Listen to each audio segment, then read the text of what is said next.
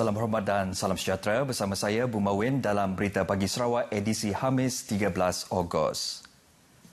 Tidak semua jawatan kuasa keselamatan dan kemajuan kampung JKKK di Sarawak berkemampuan melaksanakan projek transformasi luar bandar RTP sendiri. Timbalan Ketua Menteri Dato' Amar Douglas Sugambas menjelaskan JKKK turut bergantung dengan kontraktor, khususnya kontraktor kelas F untuk melaksanakan projek RTP. Mengulas mengenai perkara itu, Dato' Amar Douglas berkata terdapat kontraktor yang menyuarakan ketidakpuasan hati membenarkan JKKK melaksanakan projek RTP. Ujarnya kerajaan memberi JKKK pilihan sama ada melaksanakannya sendiri atau memilih kontraktor mereka sendiri untuk projek RTP dan keputusan ini hanya melibatkan projek RTP bukan teknikal dengan kos tidak melebihi RM200,000. Tambahnya kerajaan juga merancang untuk meningkatkan kos tersebut kepada RM300,000 selepas melakukan perundingan dengan Kabinet Negeri. Beliau dalam pada itu menyeru JKKK masing-masing agar memilih kontraktor dengan berhati-hati termasuk kontraktor yang telah biasa dengan situasi di lapangan serta mempunyai rekod yang baik. Dato' Amar Douglas memberitahu demikian pada taklimat pelaksanaan RTP untuk JKKK kawasan Betong. Beliau juga Ahli Dewan Undangan Negeri Adun Bukit Saban mengingatkan pengundi di kawasan Betong agar tidak mempercayai tuduhan atau pembohongan yang mendakwa kurangnya pembangunan di kawasan tersebut. Jelasnya 99% kawasan berkenaan telah dihubungkan dengan bekalan elektrik dan 85% telah menikmati bekalan air terawat selain lebih banyak usaha lagi untuk membangunkan sosioekonomi menerusi pertanian moden. Terdahulu, Dato' Amar Douglas turut mengunjungi pasar hasil rimba Betong yang baharu siap dengan kos bernilai RM5 juta dan sempat beramah mesra dengan peniaga di pasar berkenaan. Kementerian Kebajikan Kesejahteraan Komuniti, Wanita, Keluarga dan Pembangunan Kanak-kanak KWKPK menetapkan 3 strategi bagi mencapai keberkesanan dan keberhasilan. Menterinya Datuk Seri Fatimah Abdullah menyatakan untuk ini pihaknya akan mewujudkan kolaborasi dan keterangkuman komuniti dengan rakan-rakan strategik dalam melaksanakan program-program di bawah teratan KWKPK. Datuk Seri Fatimah berkata ini merangkumi Jabatan Wanita dan Keluarga Sarawak, Jabatan Kebajikan Masyarakat Sarawak dan Majlis Pembangunan Sosial Sarawak. Mengulas mengenai COVID-19 pula, beliau menjelaskan kementerian telah menyusun semula program semasa dan selepas COVID-19 kepada kumpulan sasaran melibatkan keluarga, wanita, kanak-kanak, orang kurang upaya OKU dan warga emas. Beliau memberitahu demikian dalam ucapannya pada Majlis Penyampaian Anugerah Perkhidmatan Cemerlang APC dan Sijil Penghargaan Prestasi Cemerlang tahun 2019 di Kuching. Seramai 7 warga KWKPK menerima APC tahun ini pada masa yang sama 40 lagi kerana menunjukkan prestasi cemerlang iaitu laporan tahunan LNPT markah 85% ke atas. Turut berlangsung ialah pemberian penghargaan kepada 9 warga kaki tangan yang berpindah tugas yang turut disaksikan Menteri Muda Kesejahteraan Datuk Francis Harden Hollis dan Menteri Muda Wanita Keluarga dan Pembangunan Kanak-kanak Rozi Yunus. Dalam tempoh 2 tahun akan datang, Sekolah Kebangsaan SK Sungai Tisang Bintulu akan berubah wajah daripada sebuah sekolah kategori daif kepada sekolah serba baharu. Ini bangunan semula sekolah daif di Sarawak dengan peruntukan RM1 bilion.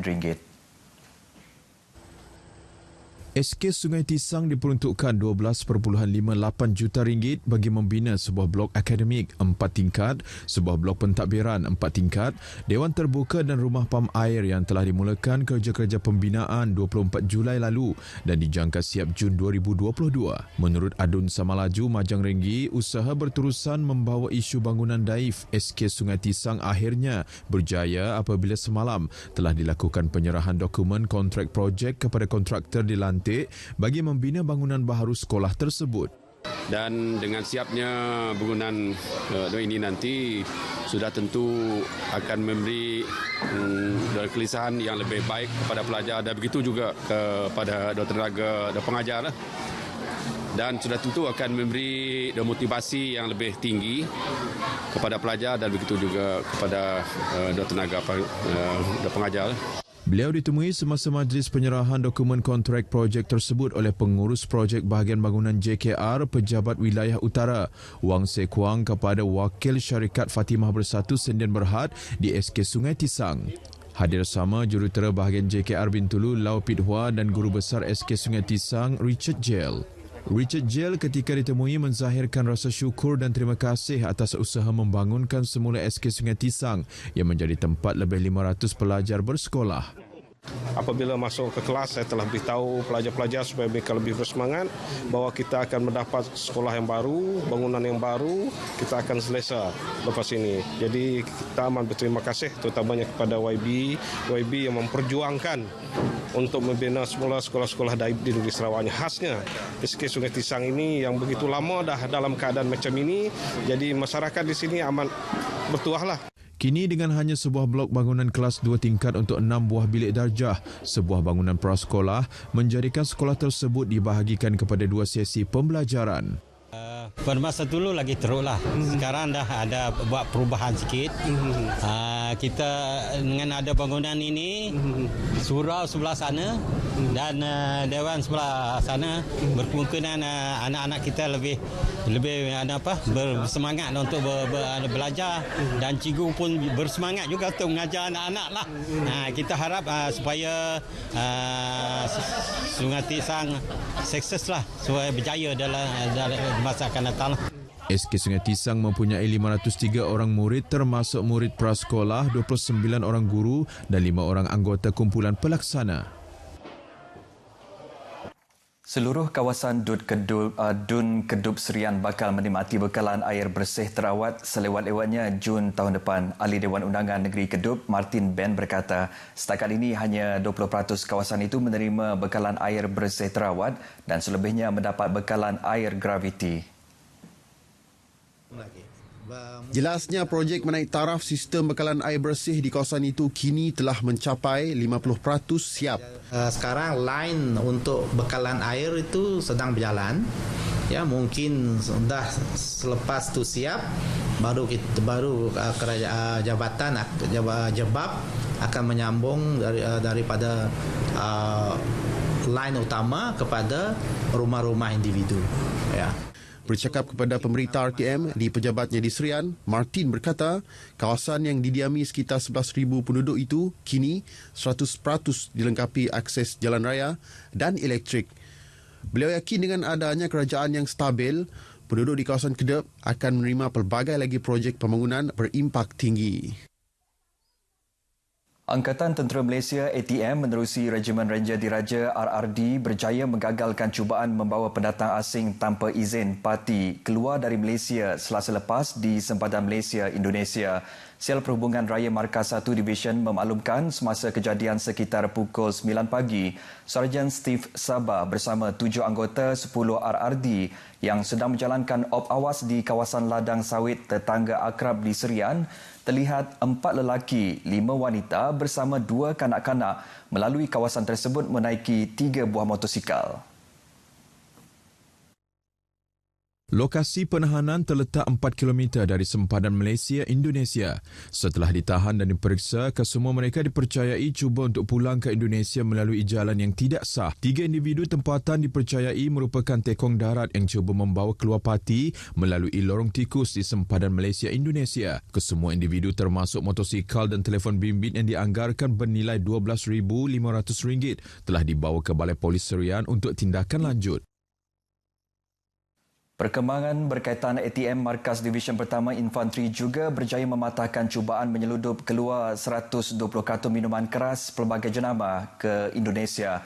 Menerusi satu kenyataan media semalam, ATM memaklumkan kejadian tersebut semasa pihaknya sedang menjalankan op awas di kawasan Seriken. Dalam kejadian yang berlaku pukul 5 pagi semalam, pihaknya mendengar bunyi kenderaan memasuki laluan tikus menuju ke sempadan Indonesia. Setelah ditahan dan diperiksa, seorang individu menaiki motosikal dan seorang lagi pemandu van ditahan bersama minuman keras dan telefon bimbit yang dianggar bernilai RM23,600. Kesemua tahanan dan barangan rampasan dibawa ke Balai Polis Bau untuk tindakan. Baik, kita ke berita sukan. Atlet Paralimpik Sarawak diharap mampu mengekalkan momentum kejuaraan dalam Sukan Paralimpik di Johor tahun depan. Menteri Muda Kesejahteraan Komuniti Datuk Francis Hardin Hollis berkata, walaupun ia sukar namun beliau pasti dengan kesungguhan mereka untuk merangkul kejuaraan itu bukanlah satu perkara mustahil. bukan senang untuk kita mengadakan latihan seperti ini sebab ada atlet-atlet yang datang dari bahagian yang lain dan kita akan juga memberi perkhidmatan yang diperlukan supaya mereka tidak menghadapi masalah-masalah. Jelasnya walaupun sepanjang perintah kawalan pergerakan sejak Mac lepas, beliau dimaklumkan atlet Paralimpik negeri melakukan pelbagai bentuk latihan yang dipantau melalui media sosial bagi memastikan kesiapsiagaan mereka pada tahap yang tinggi. Ditemui pemberita semasa melawat atlet bowling Padang di Petrajaya Kuching, beliau turut berharap pasukan bowling Padang kali ini mampu merangkul pingat emas sulungnya. Bagi Paralimpik Johor tahun depan, pasukan bowling Padang Sarawak menampilkan kesemua 12 pemain baru dan telah memulakan sesi latihan sejak Februari lepas. Jabatan Kejaraya JKR bahagian Serian memaklumkan penutupan sementara di bulatan Serian sehingga simpang Taman Pasir di Serian bermula 16 hingga 19 Ogos ini. Kenyataan media JKR Serian mendedahkan penutupan tersebut adalah bagi membolehkan kerja-kerja pemasangan aksesori jalan dan jalan di Jalan 1 hingga 17A Serian Bypass. Pengguna jalan raya dinasihatkan untuk berhati-hati semasa memandu di jalan tersebut semasa tempoh pembaikan dan mematuhi segala pengurusan trafik untuk keselamatan dengan perhatian khusus apabila lorong jalan ditutup sepenuhnya. Pengguna digalakkan untuk menggunakan laluan alternatif sepanjang kerja pembaikan itu selain merancang perjalanan di kawasan-kawasan terlibat. Sekian berita pagi Sarawak. Sehat itu mahal untuk mendapatkannya, tetapi sakit itu lebih mahal untuk menanggungnya. Jadi, jaga dan kekalkan kesihatan anda, patuhi SOP. Saya Bumawin, jaga diri, jumpa lagi.